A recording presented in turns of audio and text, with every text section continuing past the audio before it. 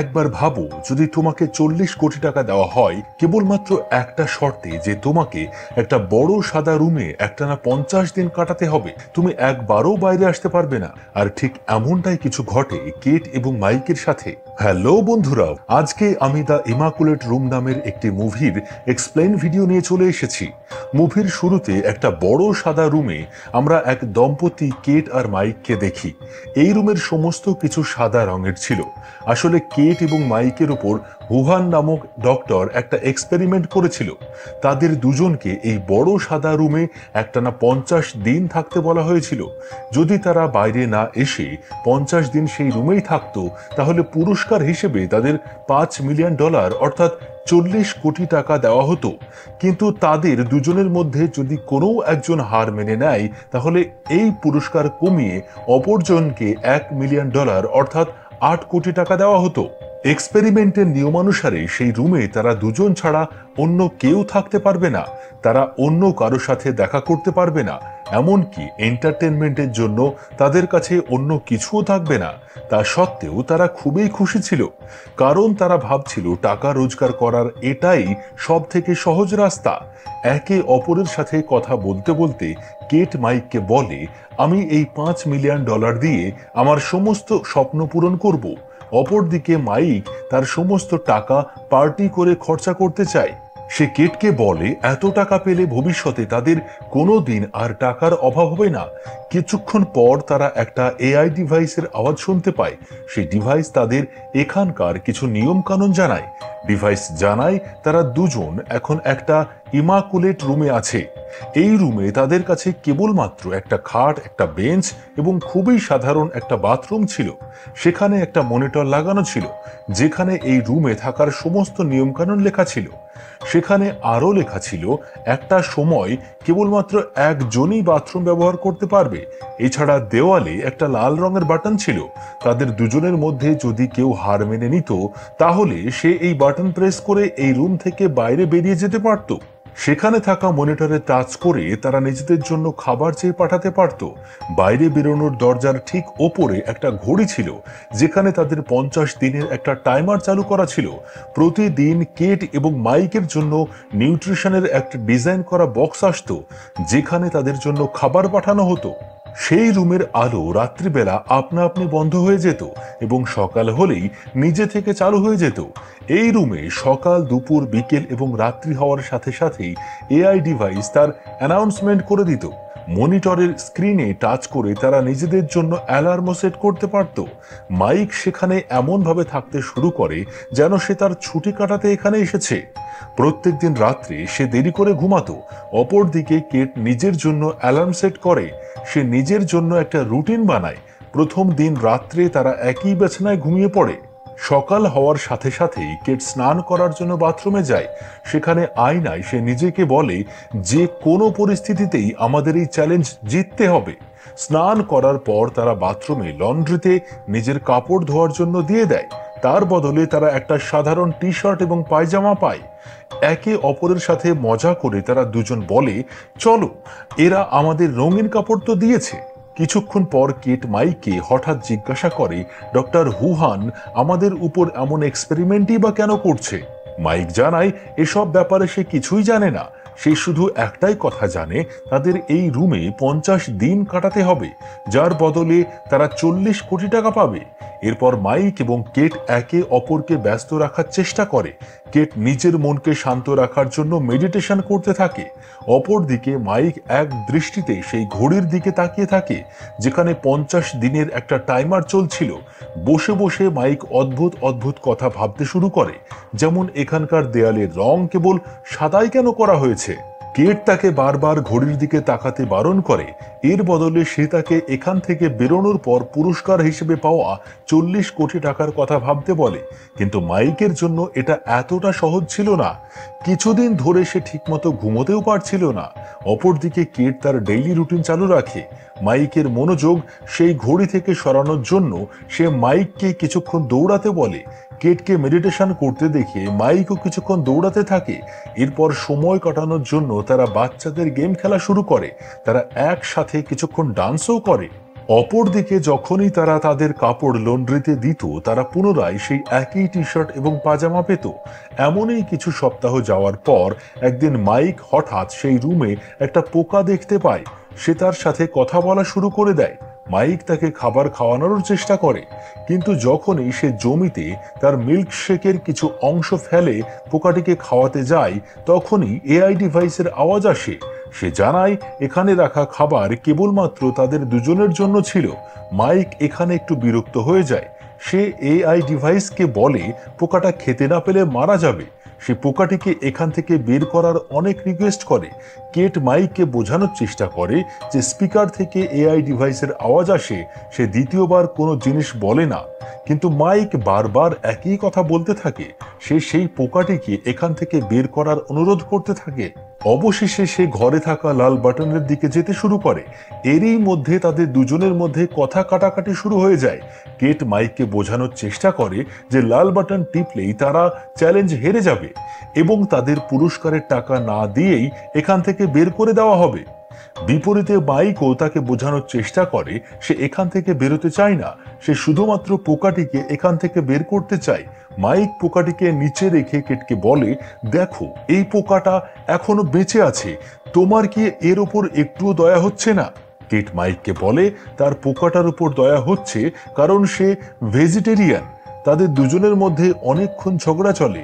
এরপর সেখান থেকে চলে যাওয়ার সময় কেট ভুলে সেই পোকাটার উপর পা দিয়ে ফেলে, ফলে পোকাটি সেখানেই মরে যায়। কেট মাইককে বোঝানোর জন্য অনেক চেষ্টা করে সে ভুলবশত এটা করে ফেলেছে, কিন্তু মাইক এসব বোঝার কোনো চেষ্টাই করে না। সে রেগে গিয়ে সারাদিন এক কোণে বসে থাকে। এই রুমের নিয়মানুসারে তারা দুটো ট্রিট নিতে পারে। মাইক কেটকে জানায় সে তার ট্রিট নিতে চায়। কেট তাকে মনে করায় এমন করলে তারা তাদের পুরস্কার থেকে $1,00,000 কম পাবে। সে মাইককে এমন করতে বারণ করে, কিন্তু তা সত্ত্বেও মাইক নিজের ট্রিট দিতে চলে যায়। সে একটা সবুজ রঙের স্কেচ পেন পায়। মাইক জানায় সে স্কেচ পেন দিয়ে তার কিছুই হবে না, কিন্তু তা সত্ত্বেও এই পেন দিয়ে দেওয়ালে ডিজাইন করে সে নিজের সময় কাটাতে পারবে। মাইককে দেওয়ালে ডিজাইন করতে দেখে কেট মাইককে নিজের একটা পোর্ট্রেট বানাতে বলে। মাইকও তার পোর্ট্রেট বানানো শুরু করে দেয়। অনেকক্ষণ পর কেট বিরক্ত হয়ে সেখান থেকে চলে যায়। সে আর মাইকের মডেল হতে চায় না। অপরদিকে মাইক ততক্ষণ আঁকতে থাকে যতক্ষণ না সে আঁকাটি শেষ করে। সে সমগ্র বাথরুম এবং দেওয়াল সবুজ রঙে ভরিয়ে দেয়। এই সব দেখে চিন্তিত কেট মাইকের সাথে খারাপ ব্যবহারের জন্য ক্ষমা চায়। বর্তমানে 50 দিনের মধ্যে কেবলমাত্র 20 দিনই বাকি ছিল। হঠাৎই একদিন কেট বাথরুমে একটা বন্দুক দেখতে পায়। তারা খুব চিন্তায় পড়ে যায়। বাথরুমের সেই বন্দুক কোথা থেকে এলো?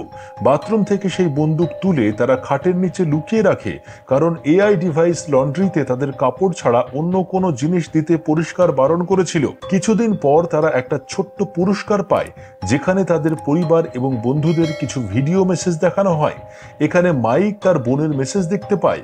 তার বোন জানায় সে এবং তার বাবা মা এখন কেমন আছে। নিজের বোনকে দেখে মাইক খুবই খুশি হয়। অপরদিকে কেটকেও তার বাবার ভিডিও মেসেজ দেখানো হয়। তার বাবা জানায় তিনি এখন রাস্তায় নয়, বরং একটা ছোট্ট শেল্টারে থাকেন। কেট সেই ভিডিও বন্ধ করতে চায়, কিন্তু তার অনেকবার বলাতেও সেই ভিডিও বন্ধ করা হয় না। কেট বাথরুমে গিয়ে জোরে জোরে কাঁদতে থাকে। মাইক তাকে চুপ করানোর অনেক চেষ্টা করে। এর কিছুক্ষণ পর তারা একে অপরকে জড়িয়ে ঘুমিয়ে পড়ে। পরের দিন সকালে অ্যালার্ম বাজে, কিন্তু কেট বিছানা ছেড়ে ওঠে না। সে ডিপ্রেশনে চলে গিয়েছিল। মাইক তাকে না ওঠার কারণ জিজ্ঞাসা করে। উত্তরে কেট বলে সে তার বাবাকে অনেক বছর পর দেখেছে। কেট আরও বলে সে সব সময় মাইককে মিথ্যা কথা বলেছিল যে তার বাবা মারা গিয়েছে, কারণ সে তার বাবাকে নিয়ে কথা বলতে খুব লজ্জা পেত। সে মাইককে জানায় তার বাবা খুব বেশি পরিমাণে মদ্যপান করত, তাই সে কেটের স্কুলের টাকাও দিতে পারত না। মাইক কেটকে মনে করায় 50 দিন পূরণ হতে তাদের কাছে আর মাত্র 2 সপ্তাহ বেঁচে আছে। কিন্তু কেট তখনও বিছানাতেই শুয়েছিল। মাইক তাকে এন্টারটেনমেন্ট করার অনেক চেষ্টা করে, কিন্তু কেটের উপর তার কোনো প্রভাবই পড়ে না। অনেক চেষ্টার পর ক্লান্ত হয়ে সেও কেটের পাশে শুয়ে পড়ে, কিন্তু এতেও কেটের উপর কোনো প্রভাবই পড়ে না। এসব দেখে মাইক জমিতে শুয়ে পড়ে। পরের দিন মাইক কেটকে তাদের দ্বিতীয় ট্রিট নেওয়ার কথা বলে, কিন্তু কেট তাকে জানায় সে আর টাকা কমাতে চায় না। এসবে মাইক খুব বিরক্ত হয়ে যায়। সে মনে করে সে আর কেটকে সাহায্য করতে পারবে না। একটু পর কেট বিছানা থেকে উঠে মাইককে তাদের দ্বিতীয় ট্রিট নেওয়ার কথা বলে। এতে তাদের $1,000,000 কমে যেত। তা সত্ত্বেও মাইক সেই ট্রিটের জন্য মনিটরের স্ক্রিনে টাচ করে। তখনই সেই রুমের দরজা খোলে এবং এক নগ্ন মহিলা রুমের মধ্যে প্রবেশ করে। তার নাম সাইমন। তাকে এমন নগ্ন অবস্থায় দেখে মাইক হতভম্ব হয়ে যায়। সাইমন ডক্টর হুহানের এই এক্সপেরিমেন্টের ব্যাপারে কিছুই জানতো না। সে একজন অভিনেত্রী ছিল যাকে এই কাজের জন্য টাকা দেওয়া হয়েছিল। তাকে 1 মাসের জন্য বুকিং করা হয়েছিল। মাইক এবং কেটের সাথে 24 ঘন্টা সময় কাটানোর জন্য তাকে পাঠানো হয়েছিল। কেট মাইককে তার টি শার্ট খুলে সাইমনকে দিতে বলে। সাইমন মাইকের আঁকা ছবি দেখে তার প্রশংসা করে। কেট এতে একটু রেগে যায়। রাত্রিবেলা মাইক দুজনকে বিছানার উপর ঘুমাতে বলে, নিজে জমিতে শুয়ে পড়ে। কেট এসবে খুবই রেগে যায়। সে মাইককে বিছানায় শোয়ার জন্য ডেকে নেয় এবং নিজে তাদের দুজনের মাঝখানে ঘুমিয়ে পড়ে। এখানে সারা রাত কেট শান্তিতে ঘুমোতে পারে না। পরদিন সকালে যখন তার ঘুম ভাঙে, সে দেখে সাইমন বিছানায় নেই। সে ভাবে হয়তো সাইমন এখান থেকে চলে গেছে, কিন্তু আসলে সাইমন নগ্ন অবস্থায় বাথরুমে ছিল। কেট এসবে কোনো প্রতিক্রিয়া না করে চুপ থাকে। তারপর তারা তিনজন রুমের সব জায়গায় ডান্স করা শুরু করে দেয়। তারা একে অপরকে কিস করে। এতে মাইকের খুব নেশা হয়। নেশায় সে হ্যালুসিনেট করা শুরু করে দেয়। সে নিজের চারদিকে রক্ত দেখতে পায়। এরপর সে নিজেকে জলের মধ্যে ডুবে যেতে দেখে। সেই জলে সে তার ছোট ভাইকেও দেখে, যে তার সাথেই ডুবে যাচ্ছিল। এর মাঝেই কেট এবং সাইমন মাইকের জ্ঞান ফেরায়, কিন্তু সে তখনও ভয় পাচ্ছিল। সে জোরে জোরে কাঁদতে শুরু করে দেয়।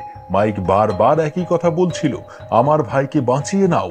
এরপর কেট তাকে বিছানায় ঘুম পাড়িয়ে দেয়। সাইমন কেটকে জিজ্ঞাসা করে তার আর মাইকের কিভাবে দেখা হয়েছিল। কেট জানায় তাদের দেখা এক বৃষ্টির দিনে হয়েছিল। সেদিন কেটের কাছে কোনো ছাতা ছিল না। তখনই মাইক এসে তাকে বৃষ্টির হাত থেকে বাঁচিয়েছিল। তারা একে অপরের সাথে অনেকক্ষণ কথা বলে। কিছুক্ষণ পর মাইক ঘুম থেকে উঠে সাইমনের কাছে গিয়ে বসে। তারা দুজন একে অপরের জীবন নিয়ে কথা বলতে থাকে। সাইমন জানায় সে তার মাকে খুব ছোটবেলায় হারিয়ে ফেলেছিল। তারা একে অপরের সাথে নিজেদের দুঃখ শেয়ার করে। এতে তাদের দুজনের মধ্যে খুব ভালো একটা বন্ডিং তৈরি হয়। সাইমন মাইকেলের হাত ধরে তাকে রিল্যাক্স অনুভব করতে চায়। তখনই কেট সেখানে এসে তাদের দুজনকে একে অপরের হাত ধরতে দেখে নেয়। এখানে কেট তার সহ্যের সব সীমা হারায়। রেগে গিয়ে সে সাইমনকে বলে, তুমি শুরু থেকেই আমার বয়ফ্রেন্ডকে ছিনিয়ে নেওয়ার জন্য চেষ্টা করছো। এই কথাই সাইমনও খুব রেগে গিয়ে কেটকে বলে আসলে কেটেরই তার বয়ফ্রেন্ডের উপর কোনো ভরসা নেই। তারা একে অপরের উপর চিল্লানো শুরু করে দেয়। তখনই মাইক রেগে গিয়ে তাদের দুজনের উপর চিল্লে সেখান থেকে চলে যায়। কিছুক্ষণ পর কেট সাইমনের কাছে ক্ষমা চাইতে যায়, কিন্তু সাইমন তাকে আরো রাগিয়ে দেয়। পরদিন সকালে মাইক ঘুম থেকে ওঠে।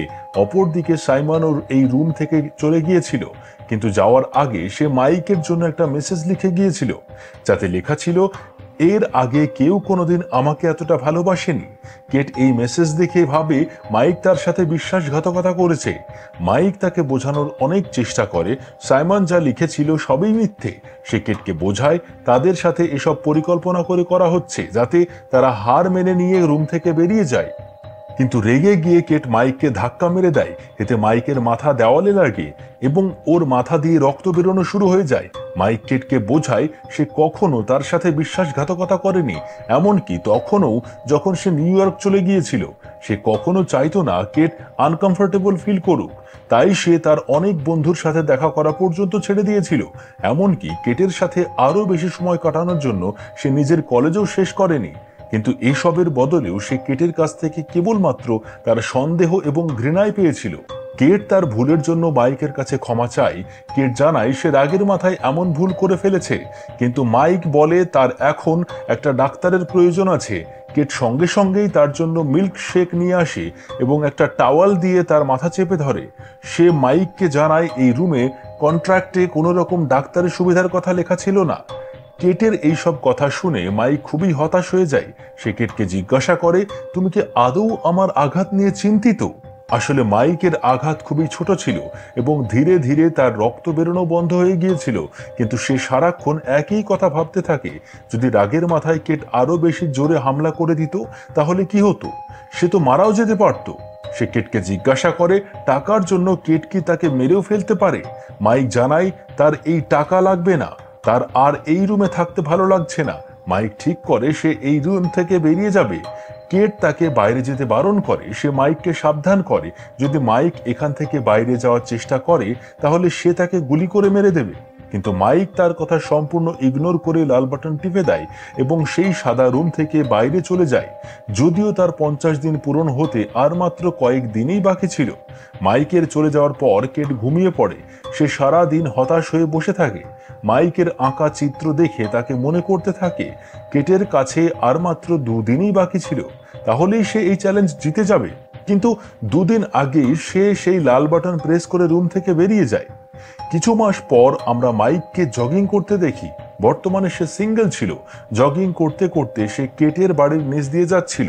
রাস্তায় হঠাৎ তার কেটের সাথে দেখা হয়। এখানে আমরা জানতে পারি সেই রুম থেকে বাইরে আসার পর তারা একে অপরের সাথে দেখা করেনি। এরপর সেখান থেকে তারা একসাথে ডিনার করতে যায়। মাইক কেটকে জিজ্ঞাসা করে সে রুমের লাল বাটন প্রেস করেছিল কিনা। কেট এই কথার কোনো উত্তর দেয় না, কিন্তু সে সবকিছুর জন্য মাইকের কাছে ক্ষমা চায়। তাদের দুজনের এখান থেকে চলে যাওয়ার পর ক্যামেরা একটা বিল্ডিং দেখায়। সেখানে লেখা ছিল এই বিল্ডিং এর নির্মাণ একটা বড় ডোনেশনের থেকে হয়েছে, যার ডোনার নিজের নাম উল্লেখ করেননি। মুভির শেষ সিনে আমাদের দেখানো হয় অপর এক দম্পতি এই চ্যালেঞ্জ গ্রহণ করেছে।